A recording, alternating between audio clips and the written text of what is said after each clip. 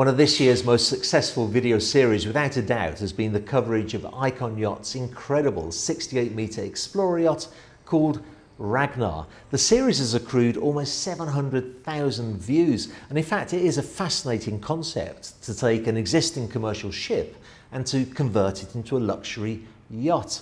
Now, Icon are one of many shipyards that can build brand new yachts, convert commercial ships, but they also have a department that does refits of existing luxury yachts. And in fact, that subject of refit yachts is the topic of today's vlog, in which we'll look at 5 amazing yacht refit projects. And at the end, I'll also have some interesting news for you from the world of refits.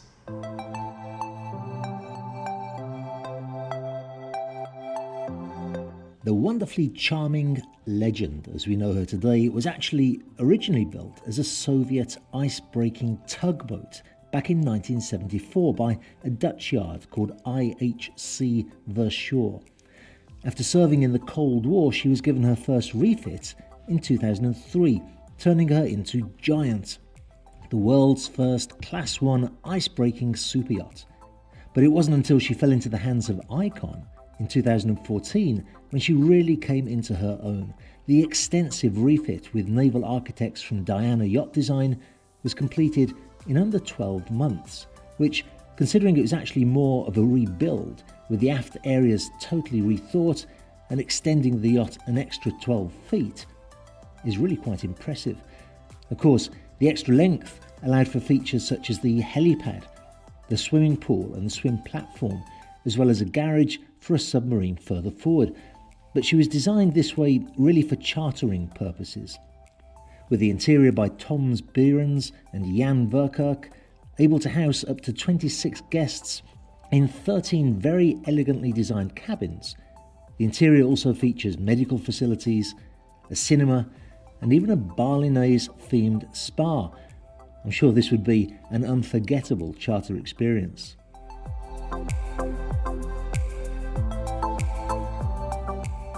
Originally built in 1937 by Camper & Nicholson's, the story of Milana starts with World War II.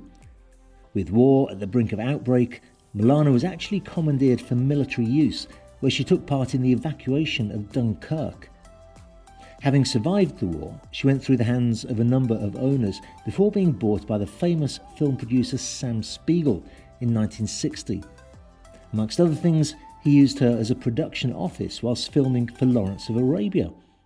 Milana became as famous as Spiegel was on the Hollywood scene, as he welcomed celebrities from Frank Sinatra to Jack Nicholson. Unfortunately, as Spiegel's stardom faded, so did the yacht, until 1983, when she was bought by a Saudi sheikh and given a massive makeover. Today, thanks to the Pendennis shipyard in Cornwall, in 2015 she has been back to her original glory, as if she'd just left the shipyard. In fact, later in 2016, she won the World Superyacht Award for Best Refit.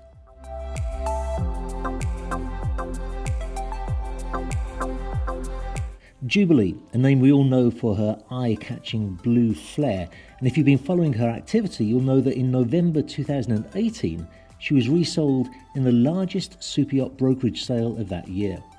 Originally built by Oceanco, the 110-metre yacht spent 16 months undercover at the Lürssen refit shipyard in Hamburg, where yachts such as Eclipse, Octopus and Rising Sun have all undergone work.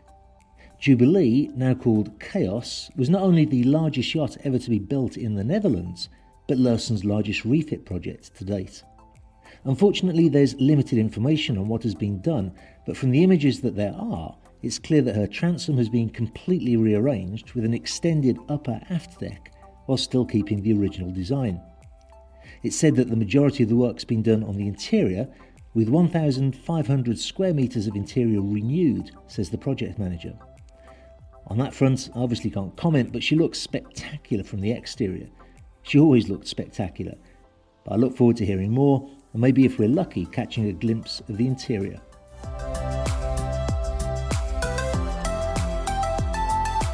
After hearing that the perfect yacht might be slowly fading away in a small town near Rotterdam, the current owner made his way over to Holland, and by daybreak the deal was done. First launched in 1938 by Gaul Shipyard, Bluebird was originally built for speed legend Sir Malcolm Campbell as an oceangoer, as Campbell was hoping to go treasure hunting off the Cocos Islands in the Pacific. But much like Milana, this old classic was commandeered to be used in the evacuation of Dunkirk. Once she was decommissioned, she made her way through a number of owners, including Jean-Louis Renault, before finding her way back home to Holland. Her final refit will be completed by Astilleros de Mallorca. Over the course of 3 years, she was brought back to life, with the interior by Bannenberg Designs making reference to the yacht's era while maintaining a contemporary aesthetic. By summer 2007, Bluebird had left Palma and was back on the water and cruising the Med.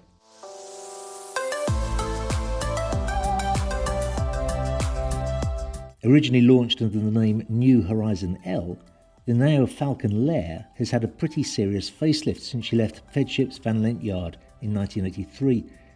Extensively used as a world cruiser up until the passing of her original owner in 2001, New Horizon L had seen a number of paint jobs over the years, as well as a pool and an extension of 7.3 metres in 2004, when she was under the name White Cloud.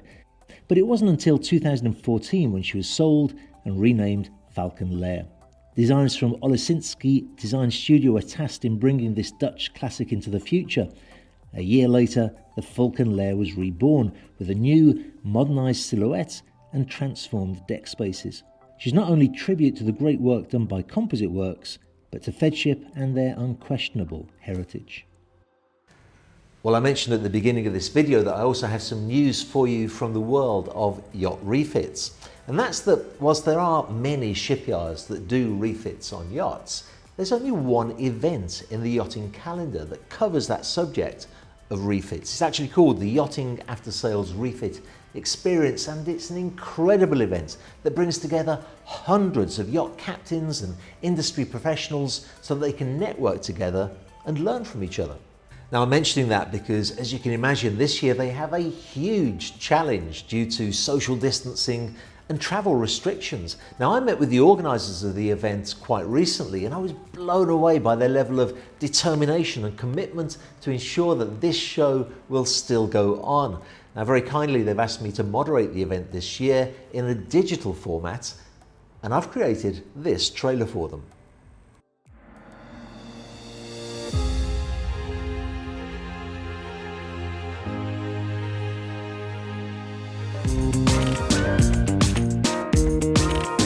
There really is no other occasion in the calendar that allows captains and businesses to get together and discuss relevant topics, discover useful products and services, and network in a relaxed and thoroughly enjoyable setting. This year, Yacht has risen to the challenge of social distancing and travel restrictions in a truly revolutionary manner, thanks in part to their sensational app. At Yacht, come hell or high water, pandemonium or pandemic, the show must go on. To find out how you can be part of an event that will undoubtedly go down in the history books of yachting, register now at the address shown on screen.